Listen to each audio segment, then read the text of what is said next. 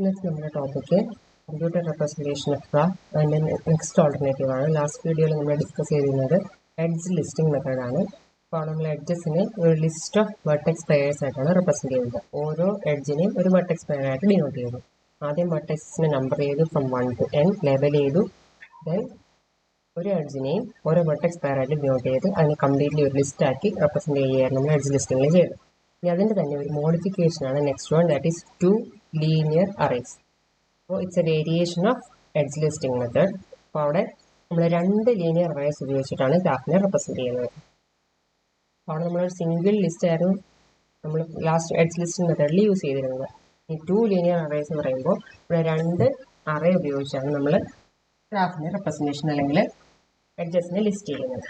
അപ്പോൾ 2 അറേസ്, ഒന്ന് എഫും ഒന്ന് എച്ചും. എഫിലെ എലമെൻസ് ആണ് F1, F2 et cetera up to FE.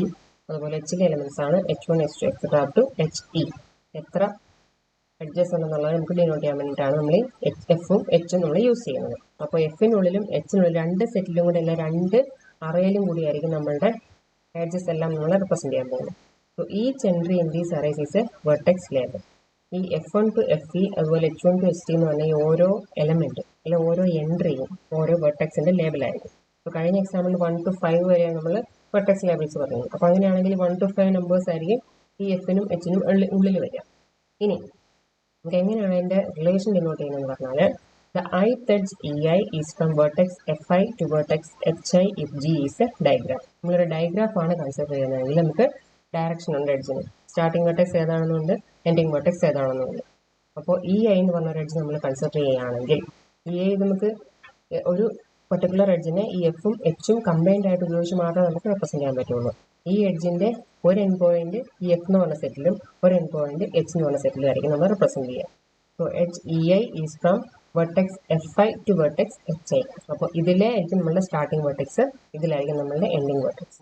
Directed ഗ്രാഫിൻ്റെ കേസിലാണ് നമ്മൾ പറഞ്ഞത്. അപ്പോൾ starting vertex must be F set, നമ്മളുടെ എൻഡിംഗ് വെർട്ടെക്സ് എച്ച് എന്ന് പറഞ്ഞ സെറ്റിൽ. അപ്പോൾ FI എന്ന് പറഞ്ഞ എലമെൻറ്റിൽ നിന്ന് വെർട്ടെക്സിൽ നിന്ന് HI എന്ന് പറഞ്ഞ വെർട്ടെക്സിലേക്കായിരിക്കും നമ്മളുടെ ഇവിടുത്തെ റിലേഷൻ അല്ലെങ്കിൽ മാപ്പിംഗ് വരുന്നത്. അപ്പോൾ ആ FIയും ഈ HIയും ടുഗദർ ആണ് ഒരു എഡ്ജിനെ റെപ്രസെൻറ്റ് ചെയ്യുക. ആ എഡ്ജിനെ നമ്മളിവിടെ EI ഉപയോഗിച്ച് ഡിനോട്ട് ചെയ്യുന്നത്. ഇനിയിപ്പോൾ ഡയറക്റ്റഡ് ഗ്രാഫിൻ്റെ കേസാണ് നമ്മളിപ്പോൾ പറഞ്ഞത്. ഇനി അൺഡയറക്റ്റഡ് ഗ്രാഫ് ആണെങ്കിൽ ഈ സ്റ്റാർട്ടിംഗ് വെർട്ടെക്സ് എൻഡിംഗ് വെർട്ടെക്സ് ഒന്നുമില്ല, 2 വെർട്ടീസുകൾ ഈ എഡ്ജിനെ ഡിനോട്ട് ചെയ്യുന്നു. അപ്പോൾ നമുക്ക് ഈ ജസ്റ്റ് എഡ്ജ് FI എന്ന് പറഞ്ഞ ഫസ്റ്റ് വെർട്ടെക്സ്, H എന്ന് പറഞ്ഞ സെക്കൻഡ് വെർട്ടെക്സ്, അതിന് ഓർഡർ സിഗ്നിഫിക്കൻ്റ് അല്ല. അപ്പോൾ ഡയറക്റ്റഡ് ഗ്രാഫ് വരുന്ന കേസിൽ നമുക്ക് സ്റ്റാർട്ടിംഗ് വെർട്ടെക്സ് ഏതാണോ അതിനാണ് നമ്മൾ ഫസ്റ്റ് റെപ്രസെൻറ്റ് ചെയ്യുക. ദെൻ അതിനെ ഫോളോ ചെയ്തിട്ട് അവിടുന്ന് ഡയറക്റ്റഡ് ആരോ ഏത് വെർട്ടെക്സിലേക്ക് പോകുന്നു അതിനെയാണ് നമ്മൾ എൻഡിങ് വെർട്ടെക്സ് ആയിട്ട് ഡിനോട്ട് ചെയ്യുക. എക്സാമ്പിൾ കൺസിഡർ ചെയ്യാം. ഇതൊരു ഡയറക്റ്റഡ് ഗ്രാഫാണ്. ഇതിനുള്ളിൽ എഡ്ജസ് എല്ലാം ഡയറക്റ്റഡ് ആരോസ് ഉണ്ട്. 1, 2, 3, 4, 5 വരെ വെർട്ടീസസുകളെ ലേബൽ ചെയ്തിട്ടുണ്ട്. ഞാൻ 2 അറേസ് ആയിട്ട് റെപ്രസെൻറ്റ് ചെയ്തിട്ടാണ്. എഫ് എന്ന് പറഞ്ഞ അറേ, എച്ച് എന്ന് പറഞ്ഞ അറേ, 2 ലീനിയർ അറേസ്. ഇതിനുള്ളിൽ എലമെൻറ്റ്സ് എങ്ങനെയാണ് വന്നേക്കുന്നതാണ് നോക്കട്ടെ. ഓരോ എഡ്ജും നമ്മൾ ഇതിനുള്ളിൽ ഒരു വെർട്ടെക്സ് ഇതിലായിരിക്കും, ഒരു വെർട്ടെക്സ് ഇതിലായിരിക്കും. ഇവിടെ നോക്കുക 5, 2. 5 എന്തായിരുന്നു നമ്മുടെ സ്റ്റാർട്ടിംഗ് വെർട്ടെക്സ് ആണ്. അപ്പോൾ അതുകൊണ്ട് ഫസ്റ്റ് സെറ്റിൽ ഡിനോട്ട് ചെയ്തു. അതിൻ്റെ എൻഡിംഗ് വെർട്ടെക്സ് എന്താണ്, 2 ആണ്. So it is denoted in the second vertex. So ഈ 5, 2 നമുക്ക് ഒരു എഡ്ജിനെ ഡിനോട്ട് ചെയ്യും. So next 2, 1. 2 എന്ന് പറയുന്ന സ്റ്റാർട്ടിംഗ് വെർട്ടെക്സ്, 2ൽ നിന്ന് ഈ 1ലേക്കുള്ള edge. So 2 is the starting vertex and 1 is the ending vertex.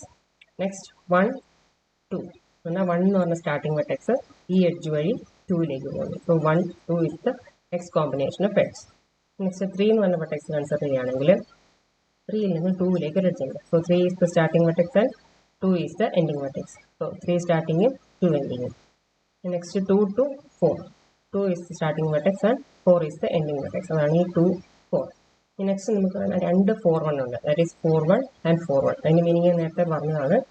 4, 1ലേക്ക് എന്തുണ്ട്, 2 എഡ്ജസ് ഉണ്ട്, അല്ലെങ്കിൽ 2 പാരലൽ എഡ്ജസ് ഇവിടെ ഡിഫൈൻഡ് ആണ് from 4 to 1.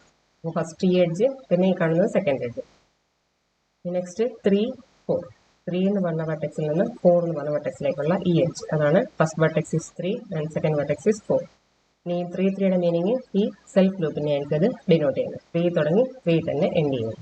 So this is the representation using 2 linear arrays. അപ്പോൾ ലീനിയർ അറേ എന്ന് പറഞ്ഞാൽ ഒരു അറേ മാത്രം ഉപയോഗിച്ച് നമുക്ക് ഗ്രാഫിനെ ഡിഫൈൻ ചെയ്യാൻ പറ്റില്ല.